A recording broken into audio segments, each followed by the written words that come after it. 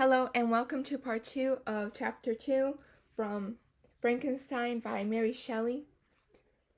So, here's where we will continue. But here were books, and here were men who had penetrated deeper and knew more. I took their word for all that they averred, and I became their disciple. It may appear strange that such should arise in the 18th century, but while I followed the routine of education in the schools of Geneva, I was, to a great degree, self-taught with regard to my favorite studies. My father was not scientific, and I was left to struggle with a child's blindness, added to a student's thirst for knowledge.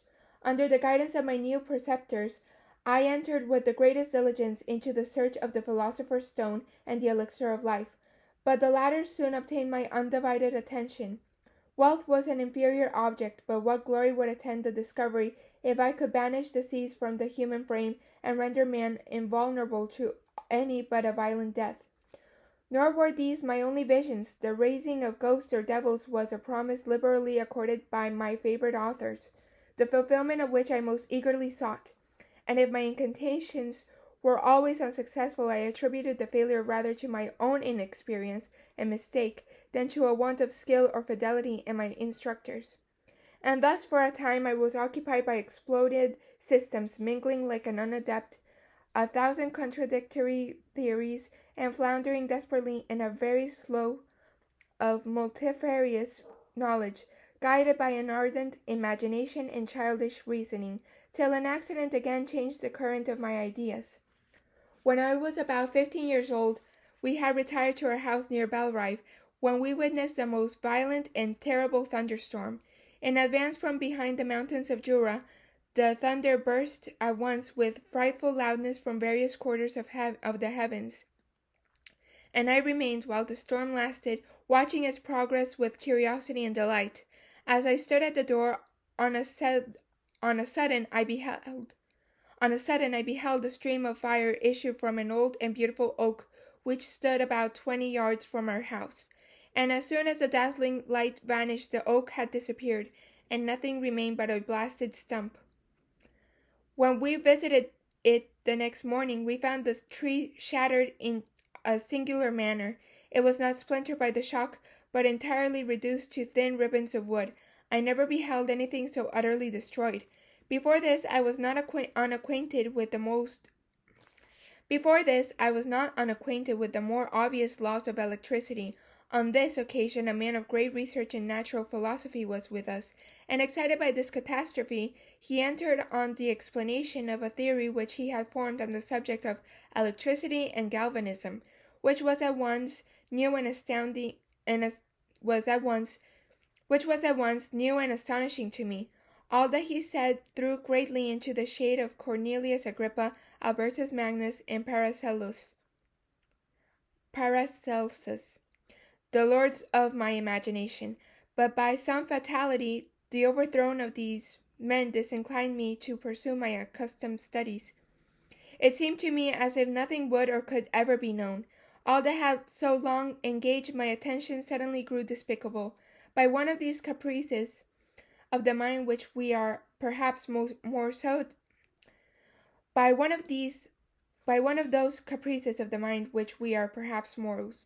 subject to in early youth, I at once gave up my former occupations, set down natural history and all its progeny as a deformed and abortive creature, and entertained the greatest disdain for a would-be science which could never even step within the threshold of real knowledge.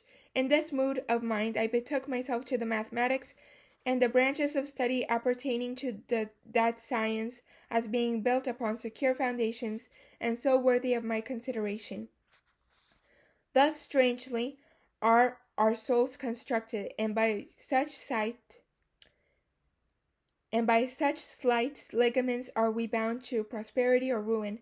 When I look back, it seems to me as if this almost miraculous change of inclination and will was the immediate suggestion of the guardian angel of my life, the last effort made by the spirit of preservation to avert the storm that was even then hanging in the stars and ready to envelop me.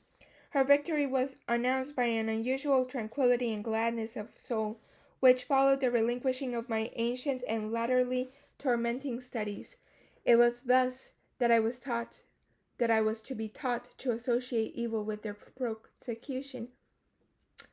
It was thus that I was taught to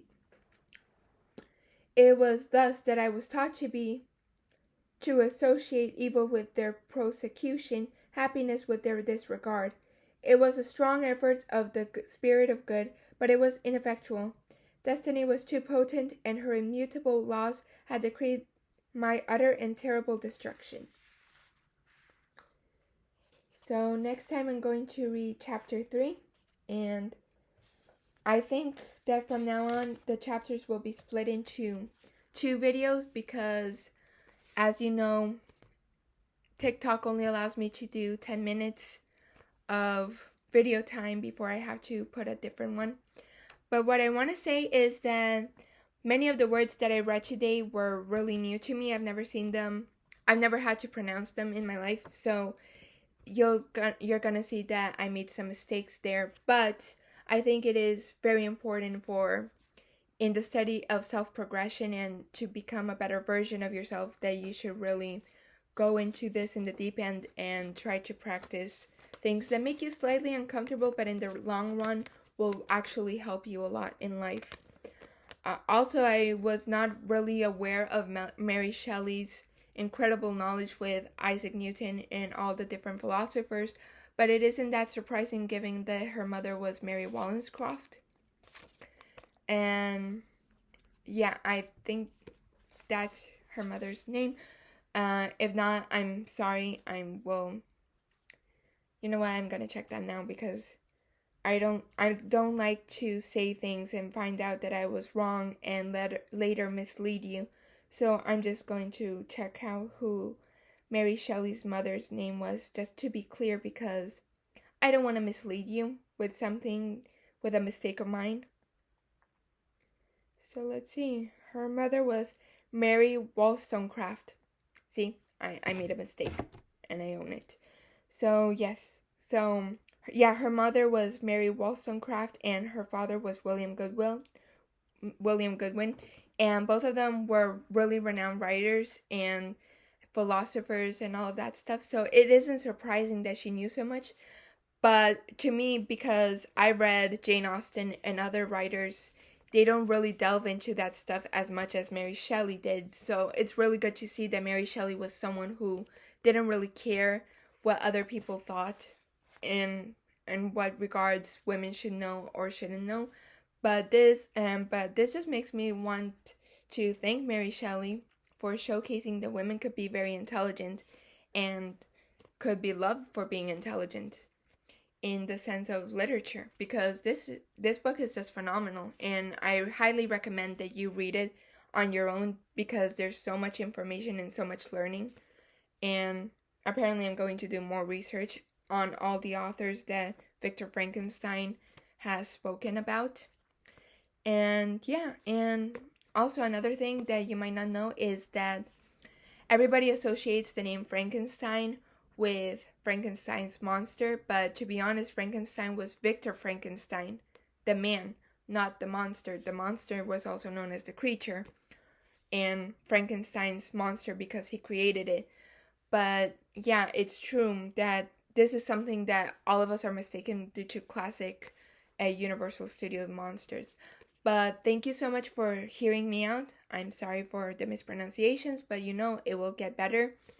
And please subscribe or follow me or, give me a like on whichever channel you're watching this at. And comment below on your opinions on this great writer.